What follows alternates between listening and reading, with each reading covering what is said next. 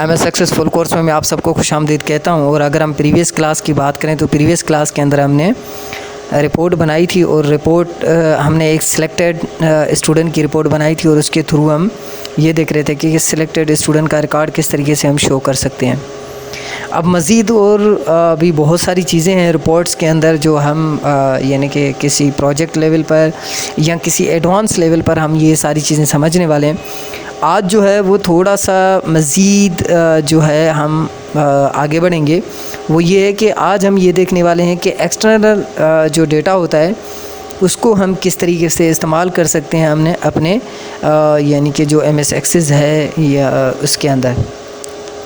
तो यहाँ पर अगर देखा जाए तो थोड़ा ध्यान से देखेंगे तो यहाँ पर लिखा हुआ रहा है रिपोर्ट एंड लिंक्स, और अगर इंपोर्ट एंड लिंक्स लिखा हुआ रहा है। और अगर यहाँ पर आएंगे यानी कि इसके दो हिस्से हैं, वहाँ पर लिखा हुआ आएगा एक्सपोर्ट, यानी कि दो हिस्सों में जो है एक्सटर्नल डेटा जो है वो डिवाइडेड है।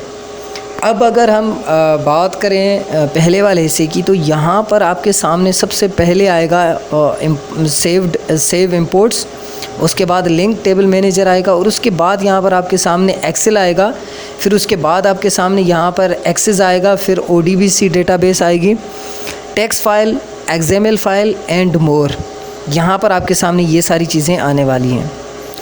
तो सबसे पहले हम ये देखने वाले हैं कि हम यहाँ से सेव्ड डेटा पर अगर हम क्लिक करते हैं इस वक्त, तो अगर देखें आप यहाँ पर थोड़ा ध्यान से देखना, मेरे सामने आ रहा है import sharpnet, import copy of sharpnet, import database जो है ABC, इस तरीके से आ रहा है और यहाँ पर कुछ नाम आ रहे हैं। और उसके बाद अगर मैं नीचे आऊँगा तो यहाँ पर आएगा कि भाई इनको रन करना है, क्रिएट आउटलुक टास्क में लेकर आना है, या डिलीट करना है, या इसको क्लोज़ कर देना है। आप जब फर्स्ट टाइम चलाएंगे तो आपके सामने ये कोई भी चीज़ इंपोर्ट भी नहीं आएगा और एक्सपोर्ट भी नहीं आएगा, आपके सामने कोई भी चीज़ ऐसे नहीं आने वाली। तो इसके लिए क्या होता है, इसके लिए ये होता है कि मैं यहाँ से इसको क्लोज़ कर देता हूँ फ़िलहाल के लिए। और इसके लिए क्या होता है कि इसके लिए आप सबसे पहले एक्सेल जो एक ऑप्शन है उस पर आप क्लिक करेंगे। क्लिक करने के बाद आपके सामने इस तरीके से कुछ ऑप्शन आ जाएगा, get external data to spreadsheet, इस तरीके से आ जाएगा। और यहाँ पर एक फ़ाइल नेम लिखा हुआ आएगा, और अगर नीचे आएंगे तो यहाँ पर लिखा हुआ रहा है import the source data into new table, इस तरीके से। और फिर अपेंड कॉपी, और यहाँ पर लिखा हुआ रहा है link data source by creating link table. तो इस तरीके से आपके सामने तीन ऑप्शन आएंगे, तीनों में से हम दो ऑप्शन का इस्तेमाल करेंगे, तीसरे ऑप्शन का इस्तेमाल अभी नहीं करेंगे क्योंकि अभी आपके फ़िलहाल किसी काम में ये चीज़ नहीं आने वाली। तो सबसे पहला वाला जो ऑप्शन है उस पर क्लिक करते हैं और यहाँ पर आपके सामने लिखा हुआ आएगा ब्राउज़। तो आप यहाँ पर जैसे ही क्लिक करेंगे, क्लिक करने के बाद आप अपने यानी कि कंप्यूटर डायरेक्टरी में आ जाएंगे, और उसमें से आप जैसे दिस कंप्यूटर है यहाँ पर क्लिक करेंगे। क्लिक करने के बाद आपके पास कोई ना कोई एक्सेल का डेटा होना चाहिए। तो यहाँ पर मेरे सामने एक्सेल का एक डेटा है, जैसे कि यहाँ पर कॉपी ऑफ शार्पनेट लिखा हुआ आ रहा है, तो मैं इसको क्लिक करता हूँ। क्लिक करने के बाद यहाँ से ओपन करा देता हूँ। तो मेरे सामने ये जो है यहाँ पर यानी कि एक एड्रेस आ जाएगी, और उसके बाद हम इसको ओके कर देंगे। ओके करने के बाद हमारे सामने कुछ इस तरीके का इंटरफेस आएगा, शो वर्कशीट लिखा हुआ आएगा, और यहाँ पर लिखा हुआ आ रहा है कस्टमर शीट, और यहाँ पर लिखा हुआ रहा है डेली एक्सपेंस, इस तरीके से। तो हम जो है डेली एक्सपेंस पर क्लिक नहीं करते, यानी कि अगर डेली एक्सपेंस पर क्लिक करेंगे तो डेली एक्सपेंस यहाँ पर आ जाएगा। अब ये जो है ये मेरी एक्सेल शीट पे दो शीटें बनी हुई हैं और उसमें से ये चीज़ें नज़र आ रही हैं। तो हम यहाँ पर कस्टमर शीट पर क्लिक करेंगे, और उसके बाद यहाँ से आप देखेंगे तो यहाँ पर आपके सामने इस तरीके से आ जाएगा। यहाँ पर लिखा हो रहा है कस्टमर नेम, नंबर वगैरह वगैरह वगैरह, इस तरीके से। आपने क्या करना है, आपने नेक्स्ट करना है।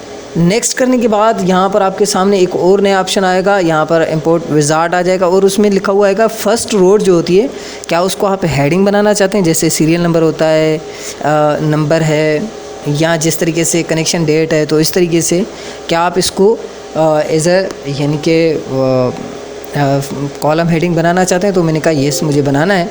तो यहाँ पर बताएगा कि भाई आपका फ़र्स्ट जो है वो कॉलम हेडिंग बन चुका है। एक चीज़ याद रखना कि आपने अगर एक्सेल से डेटा को एक्सपोर्ट करना है तो प्लीज़ काइंडली ये एक्सेल के ऊपर आपने इसको पहले लिख देना है। अगर एक्सेल का पता नहीं है तो मेरे यानी कि अदर जो मेरी यानी कि वीडियोज़ हैं उसमें से एक्सेल का एक कोर्स है, उसको आप देख लेंगे तो आप वहाँ से ये अंडरस्टैंड कर पाएंगे कि एक्सेल में से डेटा किस तरीके से यहाँ पर आपने लेकर आना है।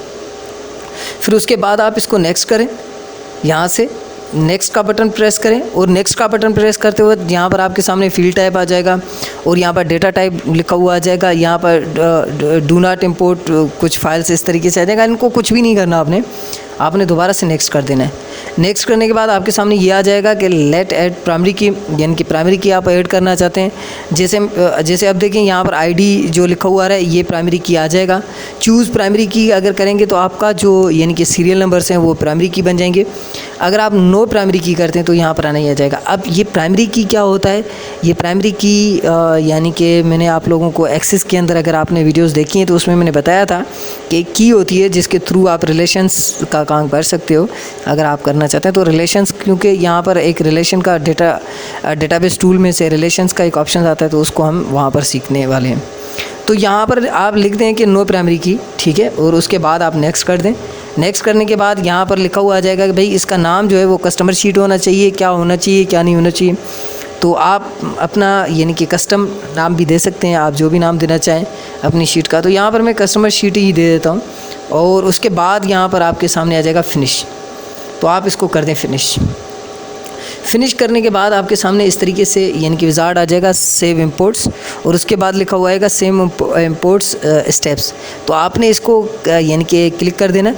फिर और उसके बाद आपने क्या करना है, सेव इंपोर्ट को क्लिक कर देना है। क्लिक करने के बाद यहाँ पर आपके सामने आ जाएगा भाई ये सारी चीज़ें आपकी हो चुकी हैं, द नेम इंपोर्ट वाज इस तरीके से आ जाएगा और आप इसको ओके कर दें। ओके करने के बाद एक चीज़, ओके करने के बाद आप इसको यानी कि यहाँ पर एक छोटा सा मसला आ रहा है तो हम ऐसा करते हैं कि दोबारा से सेव इंपोर्ट पर क्लिक करते हैं। यहाँ पर कह रहा है कि the name import copy of is already used in other. अच्छा, तो इस तरीके से ये हो सकता है कि हम ऐसा करते हैं कि जो है इसको हटा देते हैं और यहाँ पर नाम दे देते हैं ABC, कोई भी नाम, ठीक है, सेव एज़ पर और ओके कर देते हैं। क्योंकि ऑलरेडी वो उस पर कुछ इस तरीके से यानी कि यहाँ पर आ चुका था तो इस तरीके से ये मसला कर रहा था। तो यहाँ पर ये जो कस्टमर शीट है आपकी यहाँ पर आ जाएगी और क्लिक करेंगे तो देखें ये कस्टमर्स के नाम यानी कि कस्टमर नेम, इस तरीके से नंबर, कनेक्शन डेट, ये कस्टमर्स के नंबर वगैरह आ रहे हैं। इस तरीके से आपके सामने ये सारी चीज़ें आ जाएंगी। और इसमें से अगर आप किसी चीज़ को, मैं थोड़ा सा इसको सिलेक्ट करता हूँ क्योंकि जो मेरी शीट बनी हुई है उसके अंदर एक्स्ट्रा भी कुछ नंबर्स आ रहे हैं। तो इस तरीके से ये सिलेक्ट करते हैं हम, शिफ्ट को पकड़ के एरो के सिंबल से मैं सिलेक्ट करता हूँ और डिलीट के बटन को प्रेस कर देते हैं तो ये डिलीट हो जाएगा। और यहाँ पर देखें ये आपका यानी कि जो डेटा है वो पूरा का पूरा यानी कि जो मेरी एक एक्सेल शीट का डेटा था वो पूरा का पूरा यहाँ पर आ चुका है। तो आप इस तरीके से यानी कि अगर आप डेटा को शो करना चाहते हैं या डेटा को यहाँ पर दिखाना चाहते हैं तो इस तरीके से आप अपने डेटा को दिखा सकते हैं।